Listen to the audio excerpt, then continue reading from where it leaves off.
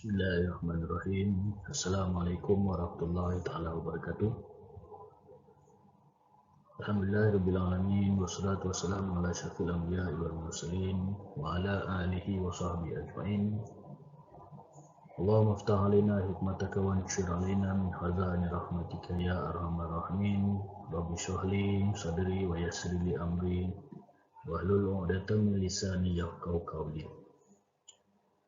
Alhamdulillah, terima kasih kepada pelajar-pelajar yang telah berjaya download video bagi subjek pendidikan Islam tingkatan 2. Jadi untuk permulaan, sebelum kita terus kepada silibus kita, sama-samalah kita untuk memahami serba sedikit tentang apa yang akan kita pelajari, tentang apa yang akan kita lihat di dalam buku teks kita.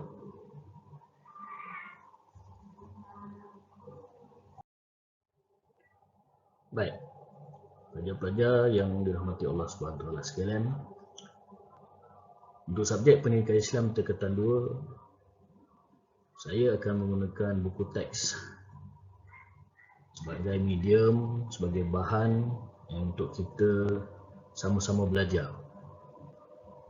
Bantuan daripada buku-buku yang lain juga saya benarkan, tidak ada masalah. Tetapi buku teks adalah perkara yang utama yang perlu ada pada setiap pelajar. Pelajar-pelajar boleh dapatkan secara online, pelajar-pelajar boleh dapatkan secara download.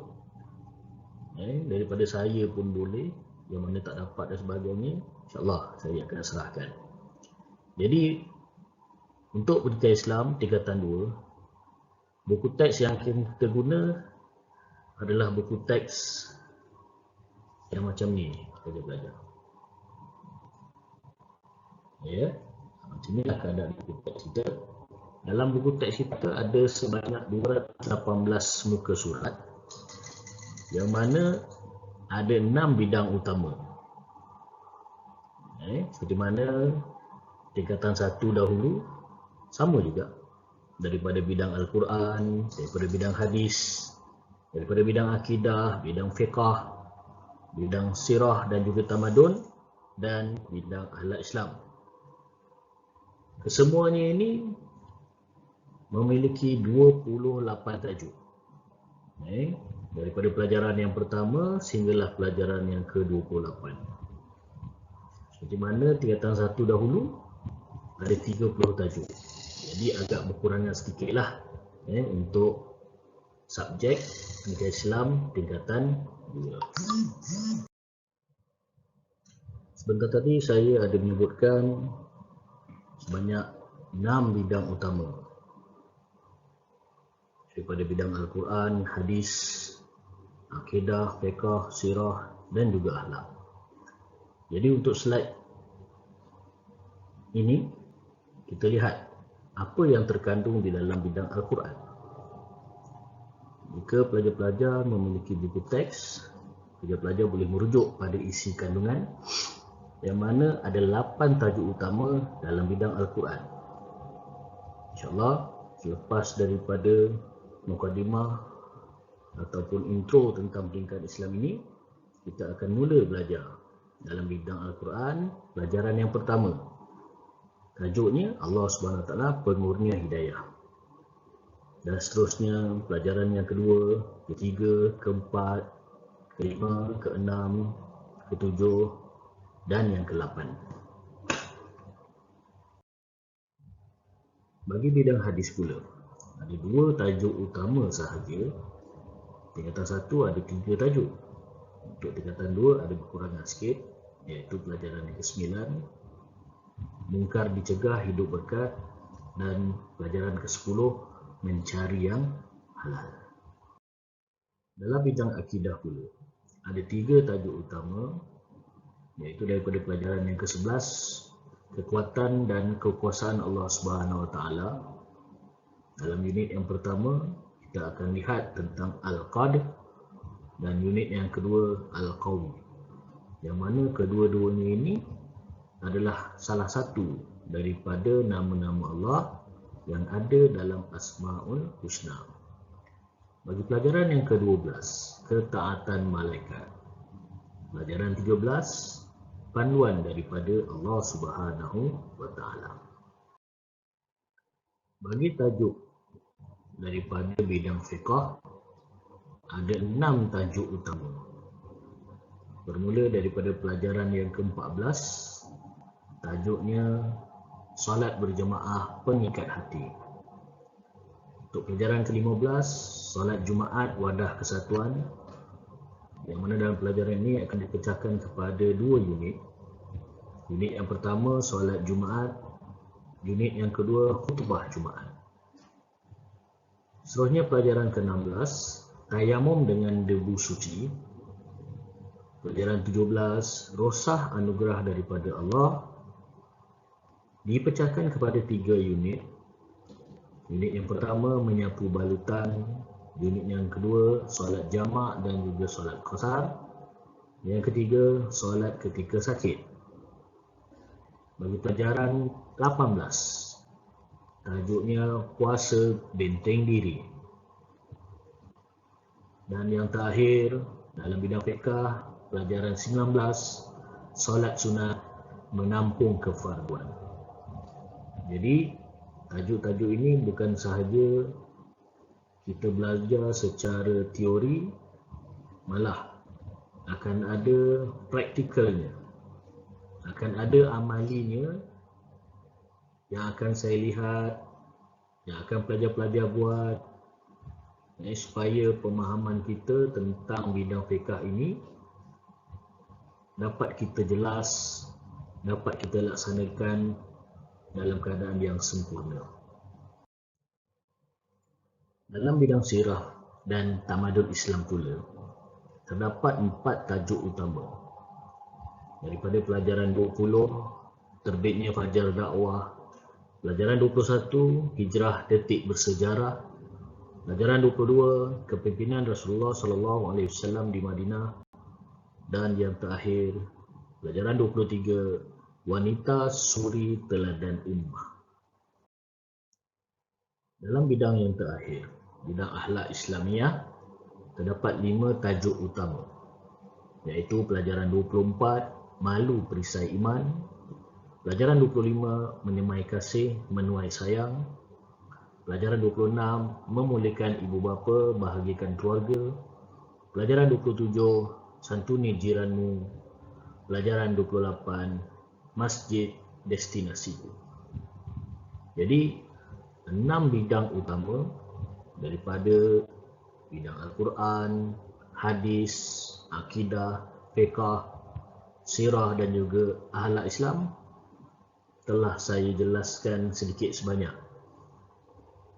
Apa yang terkandung di dalam buku teks, itulah yang akan kita pelajari secara online, secara atas talian. Inilah yang akan kita laksanakan, yang akan kita cuba laksanakan dalam masa PKP ini, supaya pelajar-pelajar semua tidak ketinggalan. Tak dapat banyak, sedikit pun jadilah pelajar-pelajar, supaya kita tidak ketinggalan jauh. Sememangnya kita ketinggalan, tapi janganlah kita jauh sangat ketinggalan. Dalam subjek pendidikan Islam tingkatan 2, kami para guru mestilah menilai dan mentaksir pelajar-pelajar sekalian. Jadi antara cara-cara dan juga kaedah-kaedah yang kami nilai, yang saya sendiri nilai, yang saya sendiri mentaksir pelajar-pelajar dengan apa yang telah pelajar-pelajar lakukan. Sebagai contoh, markah pelajar-pelajar daripada peperiksaan setengah tahun, daripada markah peperiksaan akhir tahun, seterusnya penilaian asas fardu ain iaitu PAFA, dan juga pentaksiran bilik darjah. Perkara ini akan saya jelaskan dalam slide yang seterusnya. Bagi mentaksir dan juga menilai pelajar-pelajar, di peringkat peperiksaan pertengahan tahun dan juga peperiksaan akhir tahun, yang mana pelajar-pelajar mestilah menduduki peperiksaan ini, yang mana untuk tingkatan 2 hanya 2 peperiksaan sahaja, iaitu peperiksaan pertengahan tahun dan juga peperiksaan akhir tahun. Setiap peperiksaan pemberatannya 100 markah pelajar-pelajar. Pemberatannya adalah 100 markah. Jadi dalam soalan peperiksaan pertengahan tahun dan juga peperiksaan akhir tahun ini, kita pecahkan kepada 5 bahagian. Daripada bahagian A 20 markah, bahagian B, bahagian C, bahagian D dan juga bahagian E adalah 80 markah. Jadi setiap bahagian ada bidang-bidang soalan.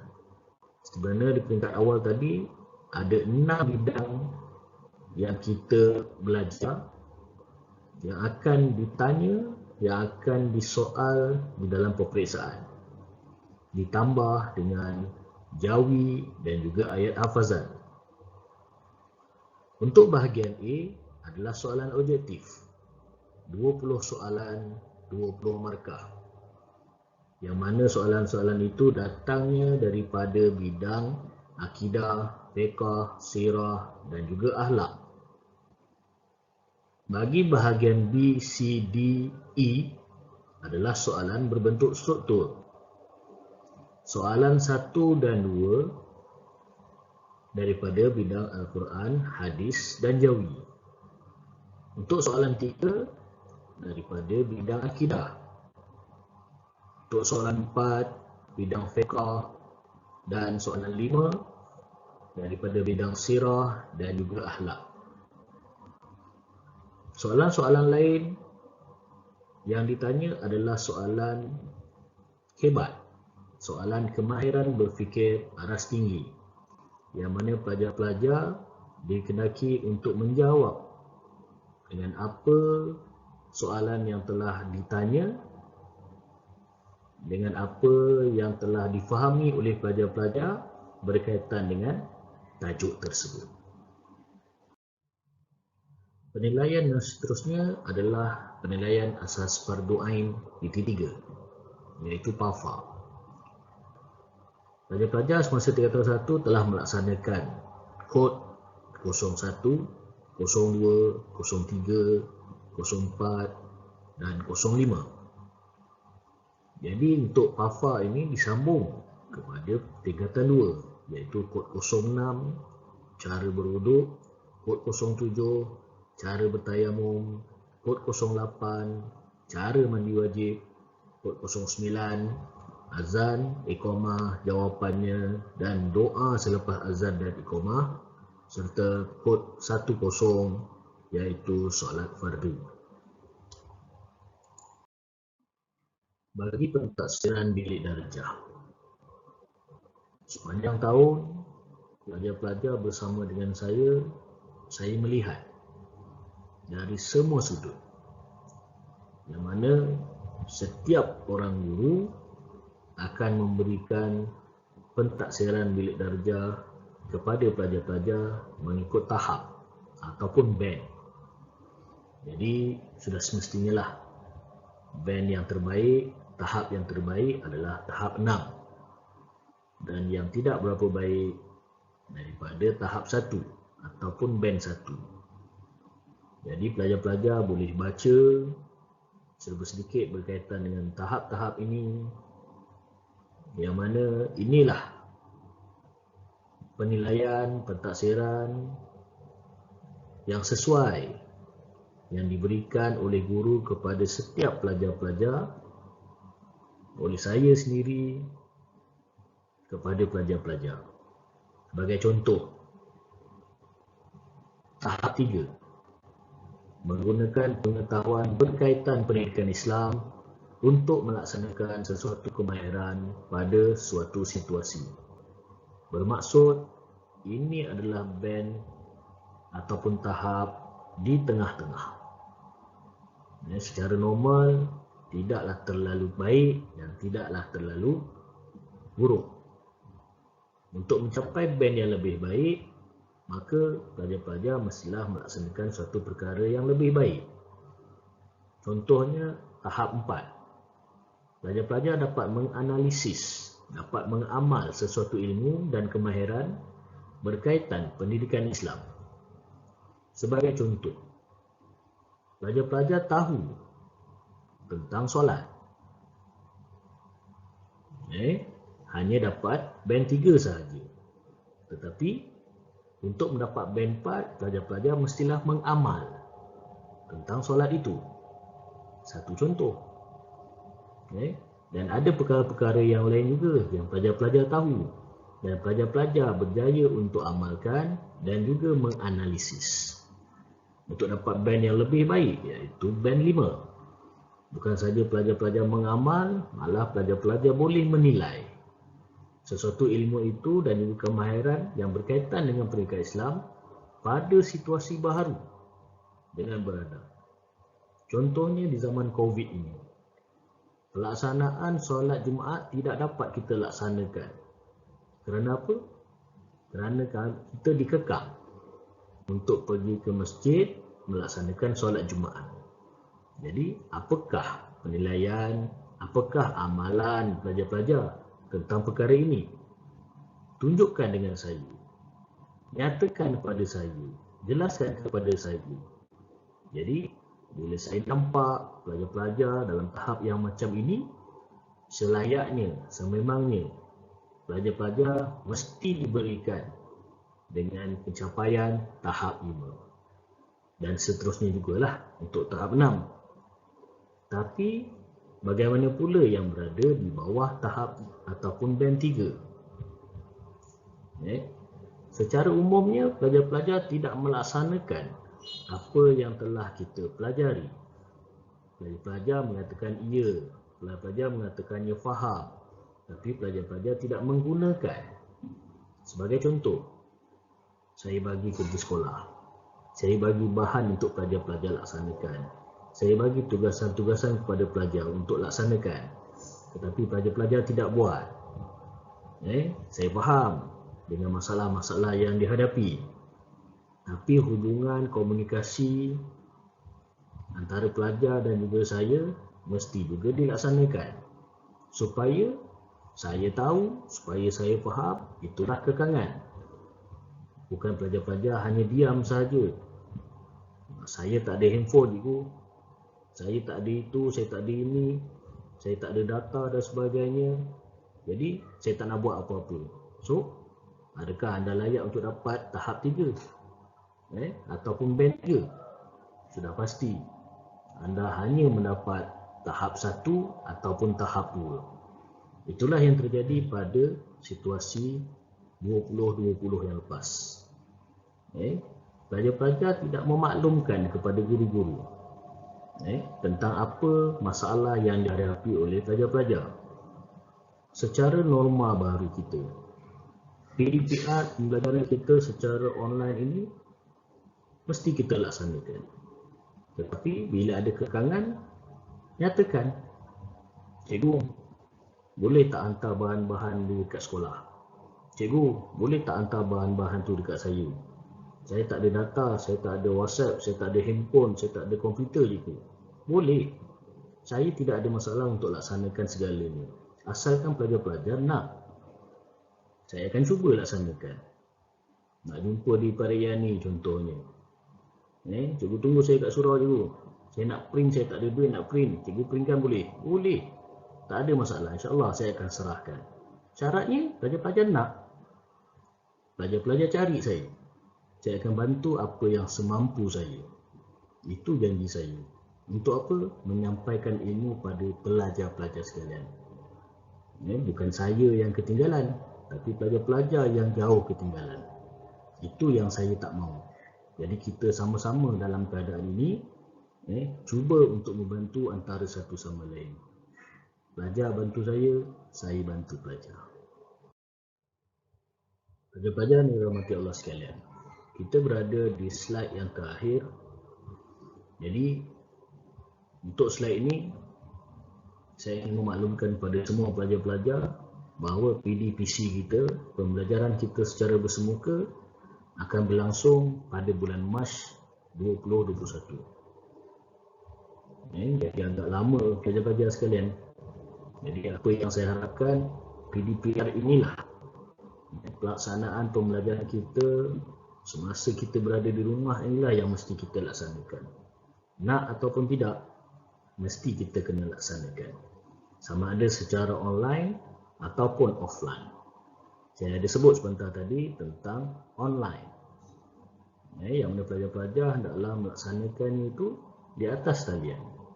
Sama ada kita ber-Google Meet, Google Classroom, Quizzes, email, WhatsApp dan sebagainya. Tidak ada masalah. Gunakanlah apa medium yang ada untuk berhubung dengan saya.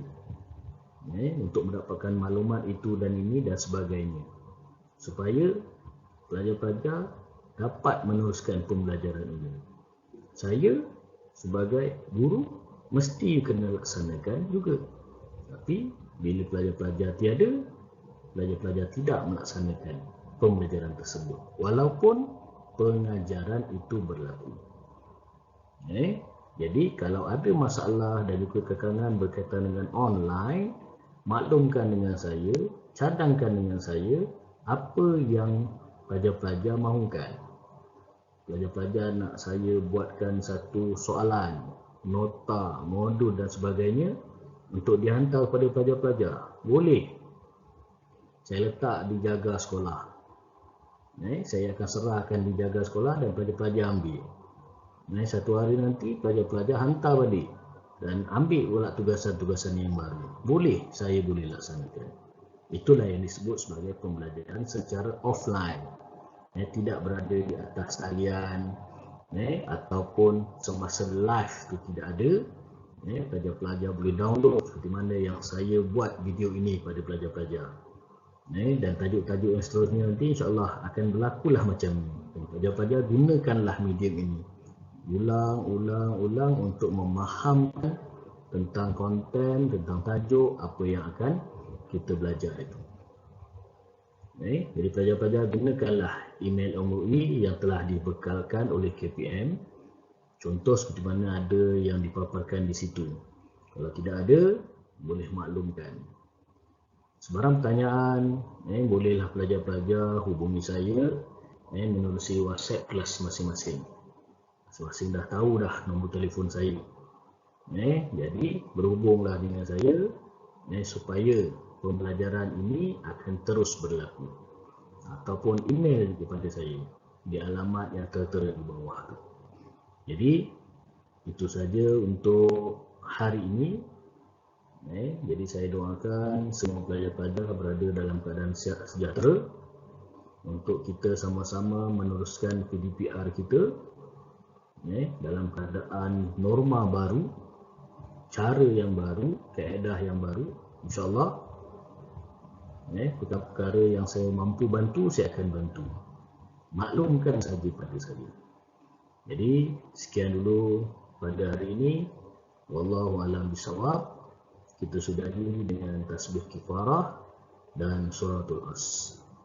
Bismillahirrahmanirrahim. Subhanakallahumma wa bihamdika asyhadu an la ilaha illa anta astaghfiruka wa atubu ilaik. Bismillahirrahmanirrahim. Wal 'ashr innal insana lafi khusr illa alladziina aamanu wa 'amilus shalihaat wa tawassaw bil haqq wa tawassaw bis sabr. Assalamualaikum warahmatullahi wabarakatuh. Bye.